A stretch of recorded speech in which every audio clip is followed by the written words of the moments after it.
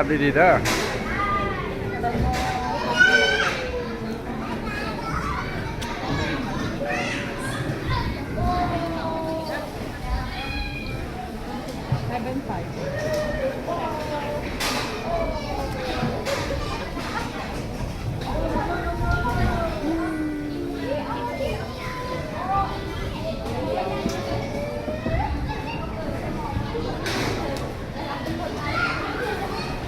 สนุกขนาดเลยเบิ้งโอ้สิเวียนหัวแล้ว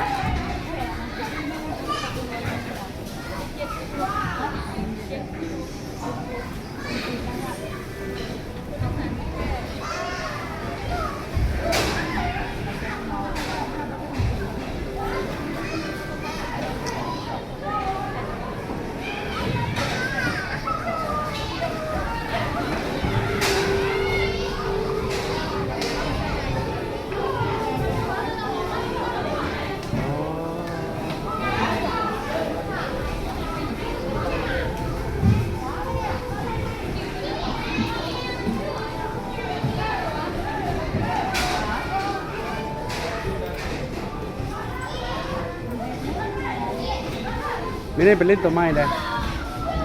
เล่นตัวไม้ได้ชีวิตหัวเล่นตัวไม้ได้ชีวิตหัว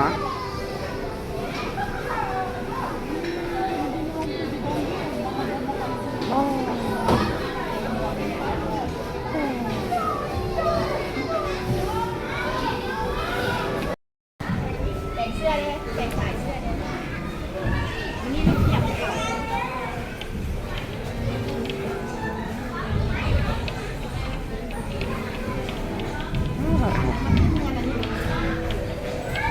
นี่น้องเบล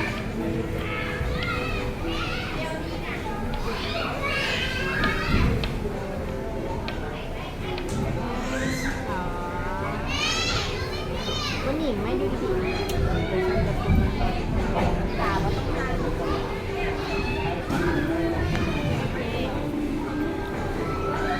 สนุกยังไง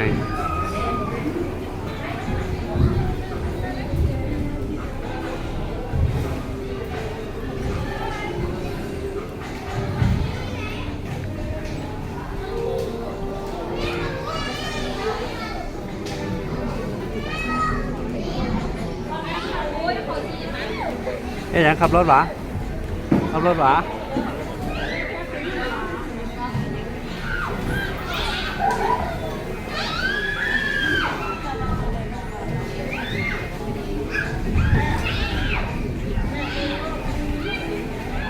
เติมพลัง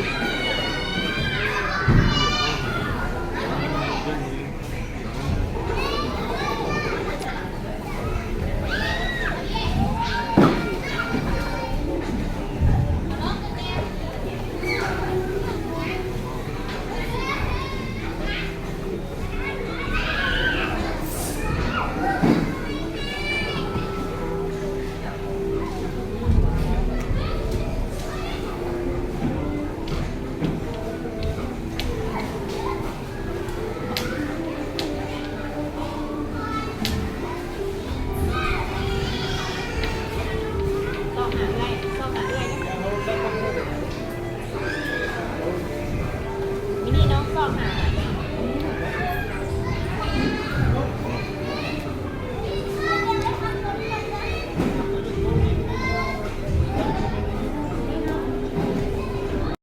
โดยมูแล้วนี่กินอย่างหรอมินี่ไข่ว่าเป็นเหรอเมื่อเรามากินมันไปแล่นลิ้นย่อยเรามากินอีกใช่ไหม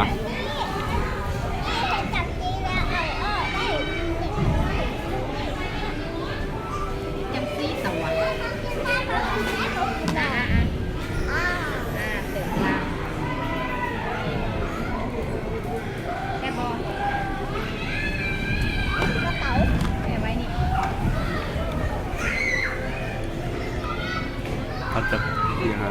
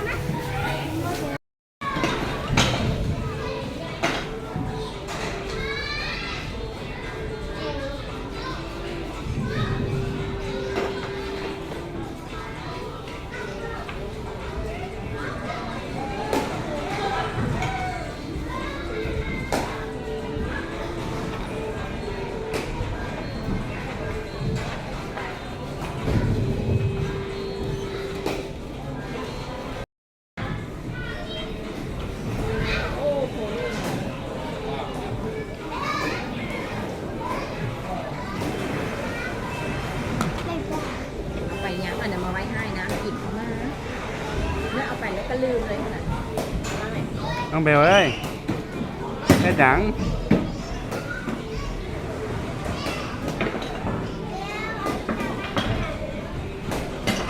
เบลเอาตุ๊กน้ำให้แม่เลยตุ๊กน้ำน้อยไม่ใส่อย่างนี้น้องบอกเลย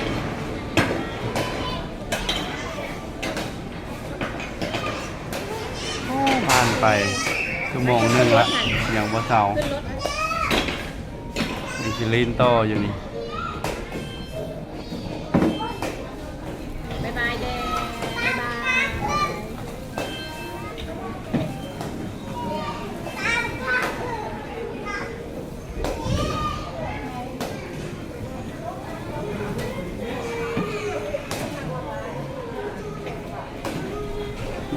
ขอบคุณละ โอ้ยน้องเบลมีรถใหญ่ขี่แล้ว ขี่กลับมาพี่ลูกเร็วขี่กลับมา ไปโค้งคุณแล้วกลับมา ไปทางหน้าแล้วโค้งมาเด้อ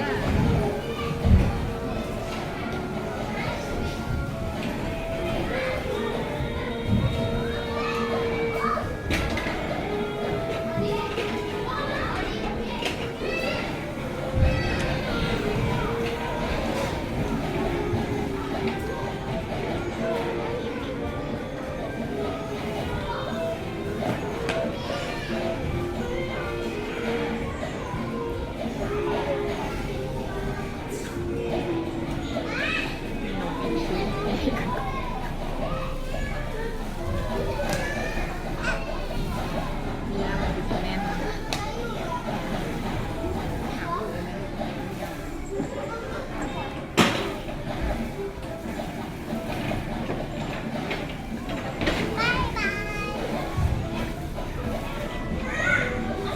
มินนี่เลยลูก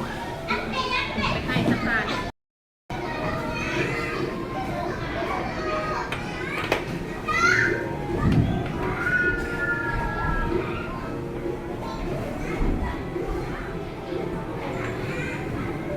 น้องเบลเฮ็ดเป็นบ่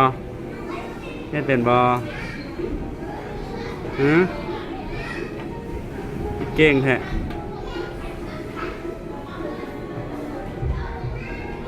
เดี๋ยวเบิ่งป้าได้ไหมย้ำให้ป้าเบิ่งได้ดูว้าวว้าวว้าวเก่งเด้ว้าวเก่งเด้เฮ็ดโตยังโตยังเดินทางไปเที่ยวอ่ะฮะ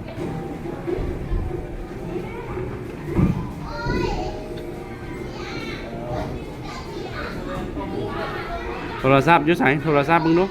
น้องเบลน้องเบลกดโทรศัพท์มึงดูเบลเอ้ย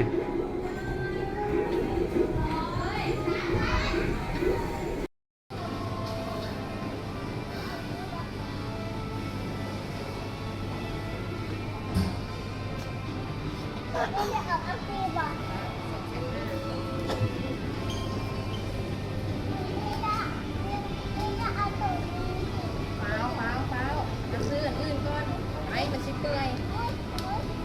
ให้น้อง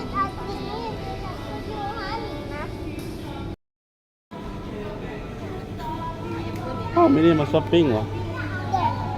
สำนาไป ตัวใหญ่นะ ชิแซ่บอยู่อ่ะ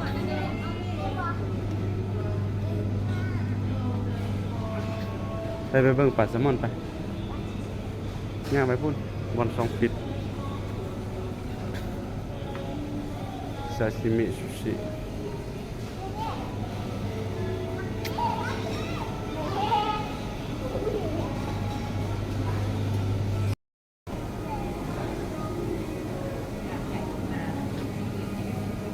เอาอย่างได้ละหันนะมินี่มินี่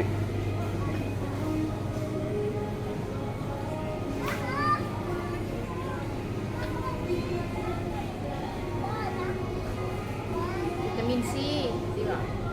ไม่เบียดดิ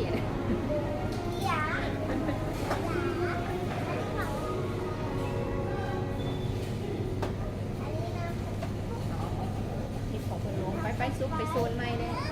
ซุปไปโซนไม้เลยสไปตัวนั้นซุป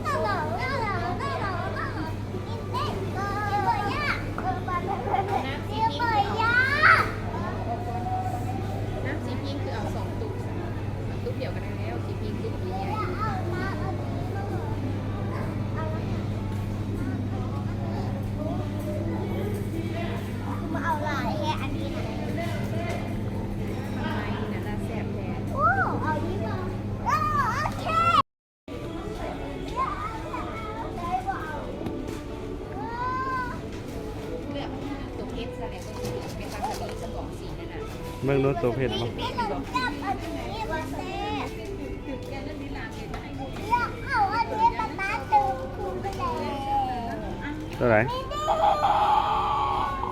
เบลเบาๆนะก้อยก็ได้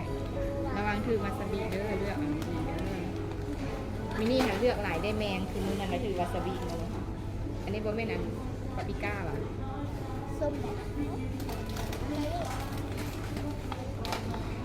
ให้ไปโซนใหม่แน่ ดีก็ได้แล้วได้แล้วได้แล้ว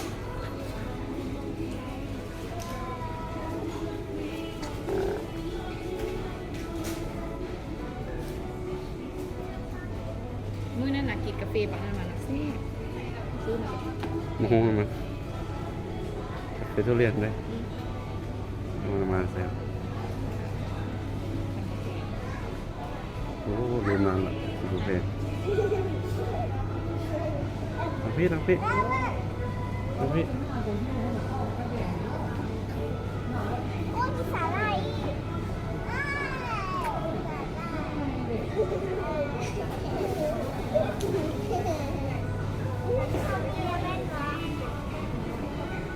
มีแล้ว อุ้ยไปหาโซนไว้ดิไม่ใช่ค่ะ กระเป๋ามา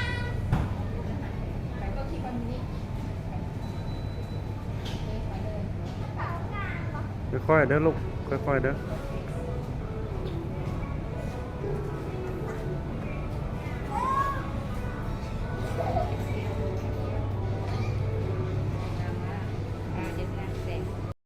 I look at you and it's easy to see